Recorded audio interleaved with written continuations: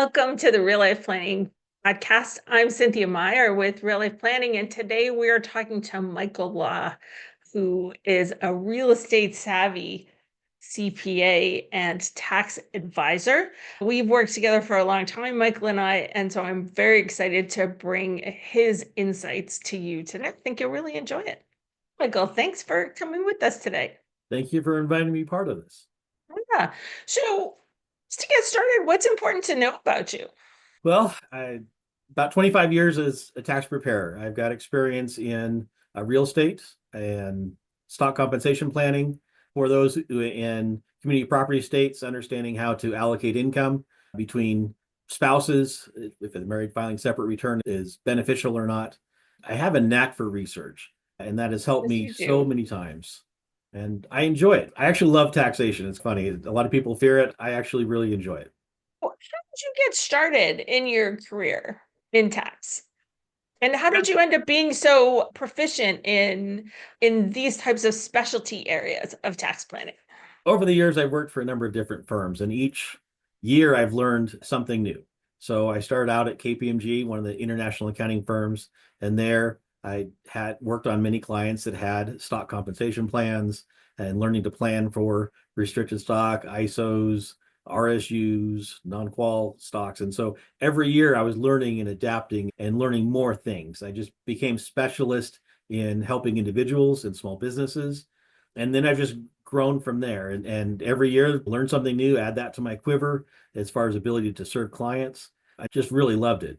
I really never planned to go into tax. This was the kind of the funny start. Mhm. I was taking calculus, I was taking these heavy math classes. I got put in a physics class, and I had no underlying training in school, in high school and college with physics, and I just couldn't handle the physics part of it. And I'm like, no, I'm not going to be an engineer. I just can't handle this. And at the same time, I was also taking some computer programming classes.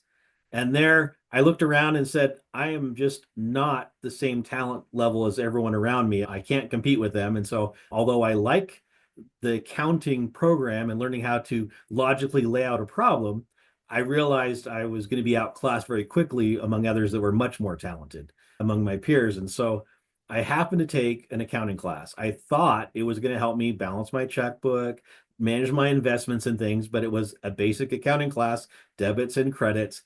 And I got it. The numbers just flowed. And I'm sailing through this class and I'm looking around at my peers. I'm like, hey, if I become a CPA, it's going to open up all these pathways. I can work for government. I can work against government. I can work for big companies. I can work for small companies. I can work in big towns and small towns. This pathway is going to open up for me. And the clouds parted in that class. And I'm like, this is the way I want to go. And so there's no turning back. I just kept on with the accounting field at that point through college. And then along the way, I got into the taxation classes, and the ability to plan and strategize and structure your facts, structure your situation for the best tax result.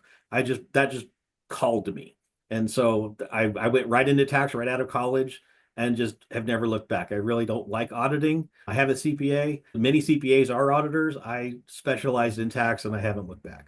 But it seems to me of all the years that we've worked together that some of the areas that you really enjoy, and tell me if I'm right about this, that you enjoy digging into complex issues and doing research around them, sometimes finding mistakes that can be rectified.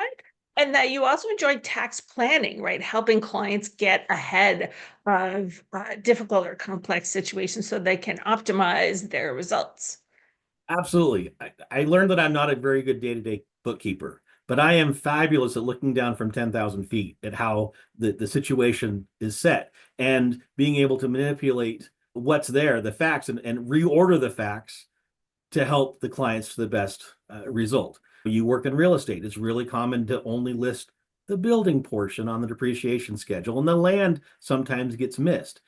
I just have a knack for seeing what might be missing, a missing deduction, a missing something on the depreciation schedule, some missing fact that could change the answer to the great benefit of the client. I think I was born to the age of Google. I have no problem researching. I love researching and how you structure the question and asking the questions. I can find similar situations, case law, IRS law, revenue rulings, things that can help support the client position. I just have this knack for research and finding those solutions. And so you mix that together with being able to help a client restructure or restate what's going on to their best benefit. And I'm very successful at it. You say is most of the people who are listening or watching here are real estate investors. What would you say are some of the areas that real estate business owners what would you say that some of the areas that real estate business owners make mistakes in sometimes in their tax planning or tax prep? Missing recording the transactions. So in a small business world, it's really common. You need to go buy something for your property, and you have two cards, one your business card and one your personal card. And for whatever reason, you use the personal card instead of the business. Those deductions get missed so often unless you're tracking them somehow. So it's better to have a business account and only use that account for business purposes. It's so easy to miss deductions. The other area of missed things is when you have a mortgage statement, a mortgage payment, often you have property taxes and insurance in that statement, part of your payment. But when you get your 1098 at the end of the year, there's only usually interest on that number. Sometimes the statements have property taxes. Rarely does it have the insurance. I find I have to keep asking, what was the insurance premium that got paid in that impound account? Minor, yeah, but it's part of the deductions that get missed. Oh yeah, I've definitely seen that where in a review of a client's prior tax return where they haven't reported their insurance payments, for example, or some other significant fee that they pay as part of their real estate business, maybe in part because escrow on their mortgage account or because they paid it with their own personal expenses. Happens all the time. Yeah, but people don't necessarily double check. Correct. And some things are hard to quantify, and people are afraid to try and quantify that. You probably use your cell phone for business. 100% deduction probably isn't appropriate because you've got talking to family and other businesses, maybe your employment. Some of that phone bill can be allocated to managing your business. Mileage the same way. You have to track the mileage if you get a mileage app, and that really adds up. And it really helps for people who want to be the real estate professional, showing the time they invested in their business by running the app, having the discipline to use that consistently. It really helps if you ever get questioned on how much time did you really spend doing your business. Real estate professional status for a second, because it does seem to me that many folks think this is something that is easier to qualify for than it actually is. Can you give us just the 2-minute breakdown on what it is and how real estate investors use it in their business and what types of real estate investors would use it? That's a great question. 2 minutes isn't quite long enough. When you want to be a real estate professional, you have to show that you have a significant amount of your time in that business. There are a couple layers of qualifications. The gold standard, the big one is usually met that you're already hired or employed in a real estate field where you're buying and selling real estate, or you're construction in real estate, maintaining real estate, that your primary job, not your ownership of your businesses or your rentals, but your primary job is the one that helps qualify. A real estate agent's a good example. A broker is a good example. Then you get these people that own some real estate. And if your primary job is you have a lot of rental properties and that is your primary income, that's another way. All of your work together combined, adding all those different activities, gets you to that number of hours. Right, 750 hours, I think. Correct. Correct. But it's just easier. To be honest, the Irish just doesn't like the real estate professional field. They try and fight that one. And so you have to show you have the hours put into it.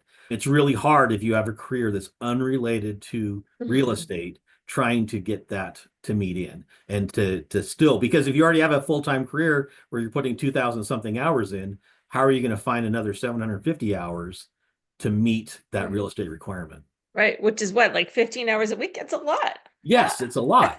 I always think, and tell me if I'm wrong about this, if you have a full-time job, if you have a W-2 job doing something else that's not real estate, you're not going to qualify as a real estate professional. Yeah, I mean, if you try and claim you're going to be questioned, and I've gone through those kind of audits, and your log is going to be paramount to supporting your claim. And if you don't have a good log, good luck. It's not going to work. Yeah. And so for those people who do meet the criteria, they work professionally in real estate, or they have a larger portfolio of rental or vacation properties that they're personally managing and they're tracking their time contemporaneously, what are some of the situations where it makes sense for somebody to look at ticking that box on real estate professional? Where it makes sense is where it doesn't make the losses automatically passive. You can use the Mhm. losses against other income. Mhm. If all of your rentals are profitable, there's no There's no loss. gain. Yeah. You know, you're not losing anything. It's where you have losses that try and offset other income, particularly wages, that you Mhm. run into a problem. Again, you have an employment somewhere else. You're trying to offset those wages with the rental state losses. That's where you get into trouble unless you meet the requirements. That's right. And where I think we've seen it in some people where it does make sense is where you have one spouse that has a high earning career or a high earning business, right? And then other works professionally in real estate or works nearly full time managing their own real estate business. Absolutely. That's Yeah. really common. And it can be a full time. You have enough rental properties you're managing and managing yourself, collecting those rents and running those repairs and getting contracts, evicting the non-paying tenants, signing and interviewing new tenants. That's a lot of work. And if that's what you're doing, that works. One spouse doing it, doing the work of the real estate, one person earning the wages. That's an easy Hmm. position to defend. 1031 exchanges. I see a lot in our business that sometimes people come to us in discovery calls, for example, and they're in the middle of a contract to sell a property or sometimes even to buy a property, and they haven't thought through the whole process of doing a 1031 exchange. You really have to think about it far in advance before you're going to do it, right? To get everything set up in a row. Oh, yeah, you need the exchange accommodator lined up. They need to take the Mhm. funds from that sale. The accommodators can very quickly take over a contract that hasn't closed yet. But once you've taken money at the close of a sale, it's too late to do a 1031. Mhm. The accommodator has to take those funds. They have to hold the funds. One of the downsides, if that 1031 exchange doesn't go through, you don't get the funds back for the full 6 months. You've got to hold those funds. Now, if that goes over the end of the year, you have an installment sale. And you report the sale when you receive the proceeds at the end of that 180 days. And so if you want a certain benefit, you have to jump through the hoops. Get the accommodator online beforehand, well before the day Mhm. of closing, weeks before the day of closing. Get them engaged first. And really thinking through like what are the goals for this transaction, right? So that you have hopefully some ideas lined up before that clock starts ticking, such a tight time deadline, right? There's several And deadlines yeah, in there. There's a yeah, 45-day deadline right. To to identify or identify, close. Yeah. and then you have 180 days to fully close. And anything that's not closed, then you get the cash boot, which is now taxed. So how did you become so proficient in real estate tax planning? Which it is, I find very interesting. You used to once work for a developer? One of my major clients was a real estate developer. Hmm. And again, as you work on clients, you learn new things, learn new nuances. I've reporting for 1031 exchanges for years, usually two, three, four a year. And you just learn to streamline that and account for it and know what to look for that. Mhm. Just a lot of experience. So you're in Montana now, but I don't think you're from Montana originally. Tell me how you got there and why. It was a long journey. I started my career in California, and I was born and raised in California, brothers and sisters in California. As the politics changed, and also as my family, brothers and sisters grew, they eventually left the home and moved out of state. At some point, my parents also retired. My dad had been a state worker in California for a lot of years. In fact, at one point, I said, I noticed that his house was rather empty and it was bigger than mine. I said, Dad, how about you let me buy your house and live there? Because it had a pool, California, Mhm. warm weather. It was going to be perfect. I had kids at the time. I was like, oh, no, I'm not going to go anywhere. This is the house we're going to retire in, live in forever. And like, fine. So I had to relocate and buy a bigger house for my family. The next year, he moved out. And then I was the last one in California. And due to a number of circumstances, a business I was trying to operate in, I lost my father-in-law who was living next to me at the time. And then I lost my grandma all in one year. There was a lot of life events that happened. I'm out in California by myself with my wife and family and her side of the family. And I looked and saw the rest of my family in Utah at the time. And I thought, man, my kids are missing out on seeing their cousins. They're missing out on the involvement of my family. And we decided as a family that let's relocate. We didn't need to be in California anymore. and for finances. That's where I worked at the software development company. Suddenly, every month and sometimes every week, we were getting together with family again on my side of the family. But the software company I was working with was a startup. We were going to develop tax software, the next generation of tax software for clients. Very expensive, but a startup is reliant on venture capital funding. And as we took on this very large project, they did not anticipate how much it was going to cost to develop. And so we were having problems with funding, getting enough funding. I just had this feeling, and I talked to my wife about it. I said, you know what? I don't think we're going to take this program to completion. I said, I actually think we need to find other work. This opportunity to work for XY Planning Network came about, and I reached out to them, and I could tell that they were going to try and start a tax service. And I brought that to my wife and said, I think this is it. We need to move, and we need to accept this job. And so in October, at the end of what's normally a tax season, I flew into Montana. Easiest job interview I've ever had.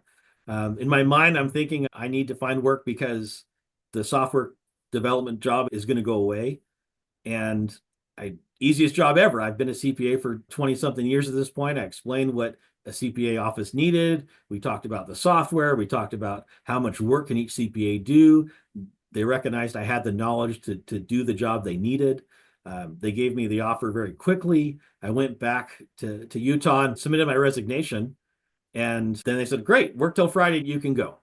So Friday, I have 3 or 4 days after I turned in my resignation, they said, take vacation, you're done. You're great. You don't have to work anymore. I'm like, oh, great, fabulous. XY called me up, had me fly back up to Montana and started my work the next week. The very day. Oh, that's amazing. And everybody moved with you as well? Everything moved very fast. My first day on the job at XY, I get word from all my friends back in Utah that they laid off all of my peers in that department. The same day I started at XY, That's I dodged a heartbreaking. bullet. I missed out on the severance package, but I dodged a bullet. I had full-time employment for me and my family. That's amazing. That's amazing. And then you landed in Montana. Had you been in Montana before, or was it first time? I had not. That was the first time I ever been in Montana, but I enjoyed it. I love nature. I love animals. I love seeing geographic formations. The drive from Big Sky area, West Yellowstone, down into Bozeman, beautiful drive. Glacier National Park, absolutely beautiful.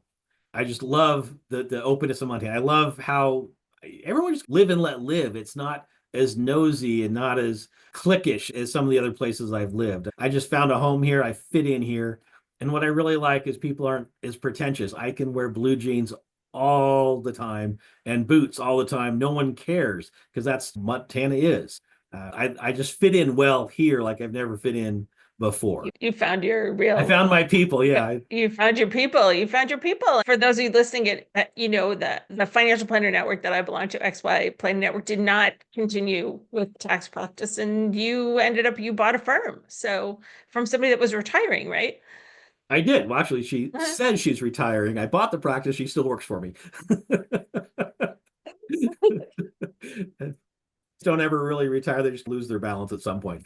Sorry, accounting joke there. But when I came up here, it was just before COVID hit. So 1999 was when I got the job offer and moved up here. COVID hit the next year. It was absolute madness. All the tax legislation, everything, all the pressure. The lady I bought the practice from, she's the CS of CS and Company. I've kept the name. We had a meeting, and it was almost like high school kids chittering and laughing. We were such a perfect fit, how we treated clients, how we wanted to go about our work. Very happy that we'd found each other and met. We're great friends. We think differently, we approach things differently, but she loves that I can research. She loves that I can solve problems. She loves that I knew how to improve her technology to improve and be more efficient. And she just loved that second voice helping her and turning the firm around or helping the firm become better, more efficient. And she just has loved to see how it has grown too. And so she's a very valuable part of my team, loves being here. And I think maybe that's why she's extending her work period before she retires. I may have a couple more years with her as we develop new staff to take. Oh, that's quite a blessing. Oh, yeah. No, absolutely. I couldn't have done this job had she left immediately. It's been really fun working together. We tease each other about our outlook on life and how we work, but we are really good friends. We get along, and it's just been fabulous.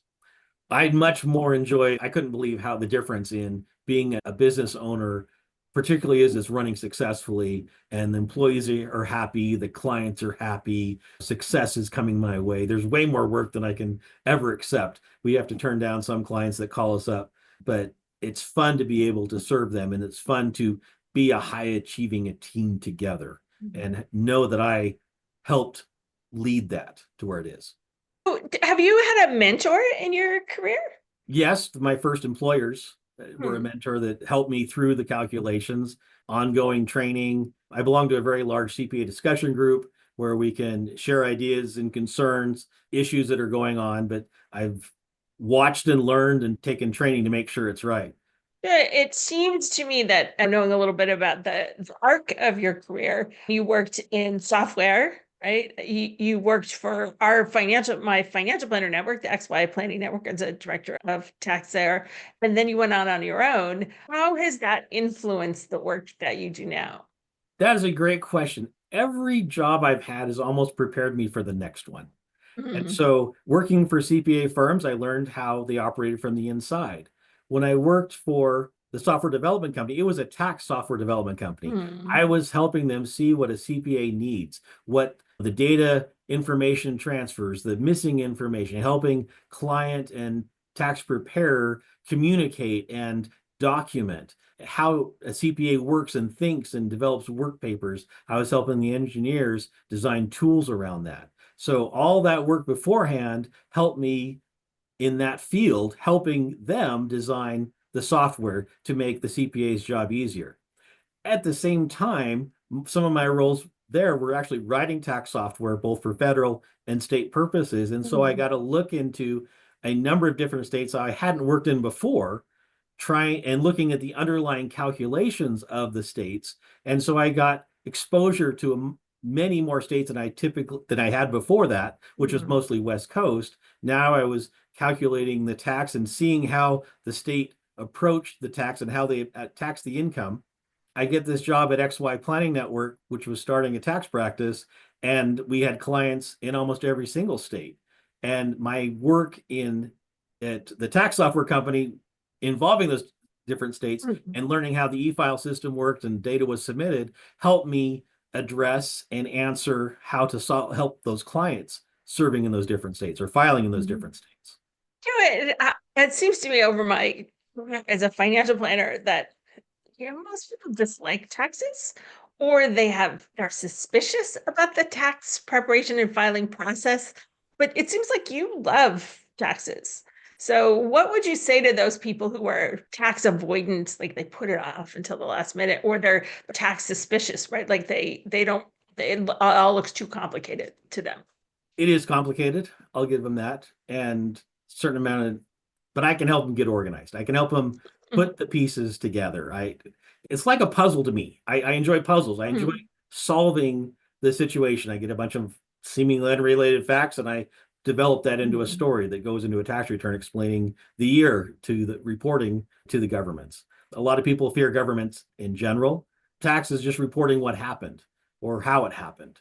It's not as painful. But if you avoid taxes, if you avoid the problem, it's almost like ignoring a sliver in your finger and it festers and pusses up and it causes more pain and problem. And when you finally get that sliver out, then this burden is released from you. There have been times, in fact, right now I'm particularly working with a client that's got 5 years they haven't filed, and trying to get records from 5 years ago is hard. We have multiple years to put together. We have a big problem, and organization wise, to catch up with those things.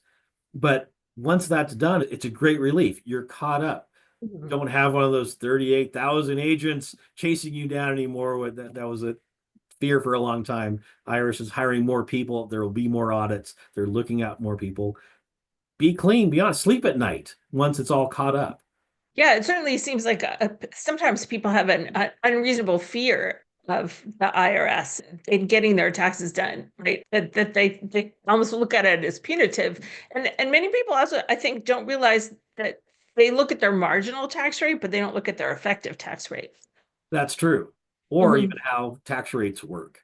A lot of Mhm. people think once you get into the next bracket, all of your income is taxed to that bracket, and that's not true. Think of it like it's like, retroactive or something. Yeah. yeah, think of it how oil sits on top of water. That's like a tax bracket sitting on top of the Yeah. prior tax bracket, and it stratifies. So the income fills the bottom bracket, then the next bracket, and then the next bracket. Mhm. It's not all So, taxed at the top rate. so I'm curious, can you, if somebody comes to you either directly or via another financial planner and they're in the middle of an IRS audit, but you didn't prepare the tax return, can you help them with something like Absolutely. I do that? have to get a power of attorney to represent them, but I can look at the first return that was filed Mm-hmm. under audit, and I can provide research and answer. The IRS agents, a lot of people fear them, but those agents are learning too. Often they aren't as experienced, or even if they are experienced, they just need to explain the story. So you have the facts lined up and filed on the return. They're just Mm-hmm. questioning how that facts put together. Do they Mm-hmm. meet the requirements to get that result? And so I help the client with their records and with written analysis to help support what was done on that return. So if you were to give people general guidance about how to best work with their CPA or tax preparer, specifically thinking about people that have rental properties, what guidance would you give them in terms of how they should be doing things over the course of the year? One, keep good records. That's the most important thing. If there's records there, then generally you have your answer. If you're Mhm. thinking about doing something like a 1031 exchange, get your CPA or tax preparer involved in the process. Let them know you're doing that. Sometimes it doesn't make sense to have a 1031 exchange. If you have a lot of suspended losses and your gain isn't very big, use up the suspended losses. Mhm. It doesn't jumping through the hoops of a 1031 exchange to save a little bit of money when you have those suspended losses you could use instead is actually more work. So Mhm. you have to look at your whole situation, and a good CPA is going to point that out to you. Don't do it this way. I've had, or if you have big capital losses, go ahead and report a gain and use up some of those losses that are otherwise not going to be reached. Often, according to the situation of the taxpayer, a 1031 really doesn't make sense. Something else to talk about with your CPA is how did you get the property? One of my biggest wins in helping someone was this property had been in the family for 3 generations. And the guy knew, oh, I knew we bought this for like $1 an acre. And then he was just thinking about selling it for a much higher price. Well, Mhm. how did you get it? I got it from my mom. How did you get it? My mom got it from my grandpa. Did it go through an estate? Oh, yeah, both times. What was it valued in each So estate? it stepped up. Yeah. He got 2 step up in basis. He was thinking of the grandpa's basis, but his mom's basis was much higher. And suddenly, for tax purposes, he had a loss where in his mind he had a gain because of what the grandpa bought the property for. Knowing when property basis changes going through an estate is critical to Mhm. disposing of a property. We've had some conversations in the past month or so about the beneficial ownership report, right? And does it apply to rental property owners? Any thoughts about that? Also, a great question. The beneficial owner reports is for any entity that's registered with the state. And so a lot of property owners put each property or several properties inside an LLC. That's a state entity. So they need to file beneficial ownership for those businesses, even if they're single member LLCs, normally disregarded for tax Mhm. law. Under BOI, they need to file. Now, as of the time of this recording, the U.S. District Court in East Texas, there was a case and they put a stay on the filings. They said this is not good for the people. It's an overreach of Congress. Can't do it. So right now there is a stay. There's also an appeal that was filed. So we're a little bit in flux. Do we have to file or do we not? If that stay that the U.S. District Court put in is overturned, the filing's back again. So be careful. And not that complicated to do it, right? Like For some not that owners, for most yes. people, not that hard. Yeah. Yeah. When you have a bunch of different partners, then it can be a little bit more complex. It's Yeah. also a privacy thing. Well, there's Yeah. several things about it. It's the law affects interstate commerce, which Congress can do, but it reaches people that don't have interstate commerce. If you're renting a property, you don't have interstate commerce, it's income in that state. You're not dealing with renting across states, or you're not moving goods across state lines. You're also, the arguments is it's a state law. The federal government is impinging on the state law. The states get to choose what their entities have to report. And there are several states that don't have to disclose ownership of their corporations. And so the states see this as an infringement of effectively a state right. And so it's a federal versus state thing. It's a bit of an overreach. What I find is that if the federal government had listed this only for corporations, I'd swallow it a little easier because your partnerships are already filing K1s and revealing the partnership ownership interest in capital accounts. To include the LLCs with the corporation was, in my mind, a little overreach. Now, my last name is Law. I'm not an accountant. This is not legal advice. This is clients comply with the law and what I see in complying with the law. That's right. That's right. No, we can even the tax conversation here. I think we can consider this tax education, not tax advice. Get tax advice from Michael, you need to hire him directly. So I'm curious, you've been a business owner for several years now. What are some of the things that you have learned about yourself, right? Starting your own business. What I like about being a business owner is I can set the tone. I've worked in good CPA firms and I've worked with bad CPA firms. I've had to work with clients that didn't quite fit with my personality. It just wasn't a good match, but I was assigned to work on them. I had to do them. Now, as a business owner, I can pick and choose who I want to work with and identify quickly. If you're not someone whose personality fits with mine, let's not fight over working together. Find someone that fits you better, communicates with you better, understands you better. I'm not a perfect fit for everybody. I'm not going to try to be, but there's many clients I can fit with, communicate with, and work with. And that makes it enjoyable. I really enjoy being a business owner. I look at income differently. I look at how my firm operates differently than I ever did as an employee because I get to see the bottom line now. And I realize that's income I get to pay tax on, have to pay tax on.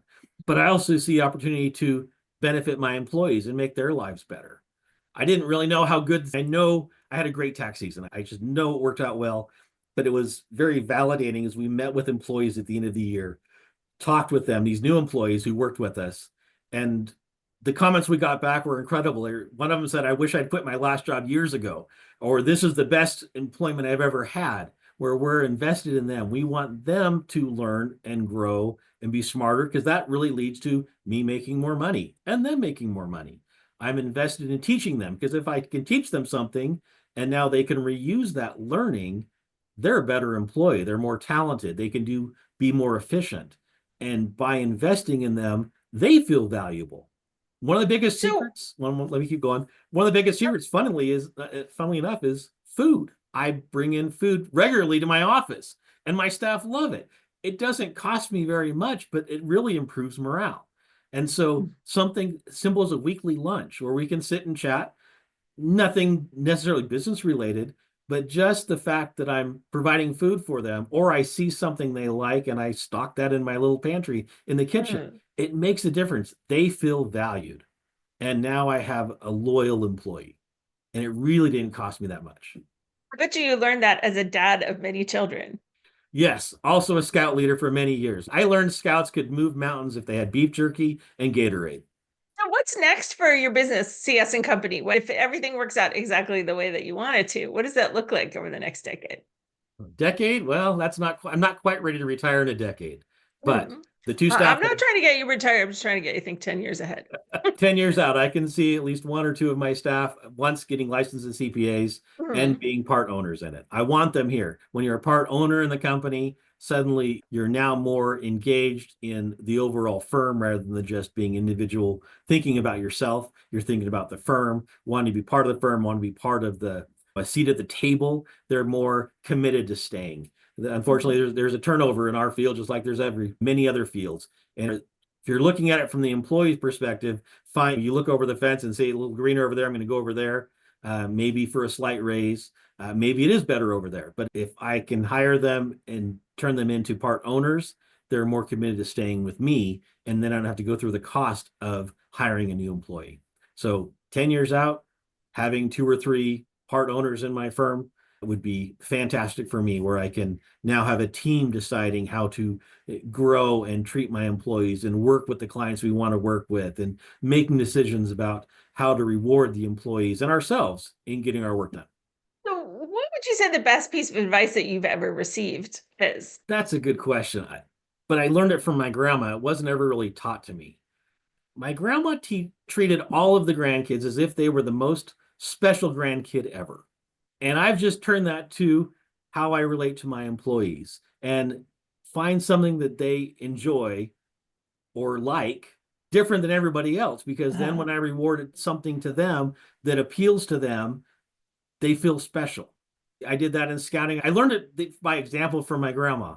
And it was just funny, as my sisters and brothers and I were talking, all of us thought we were the number one grandchild. We just all assumed that's how she treated us. And so where can people find you online? CS and Company, or csandcompany.com is my corporate address. You can find me on LinkedIn. I don't post a lot on LinkedIn, but you can find me there. But you can call and talk to me as well. That's wonderful, Michael. Thank you so much for this conversation today. It was chock full of bits of wisdom and lots of really interesting details about your professional and personal story. Thank you very much. Thank you for inviting me. I enjoyed being here.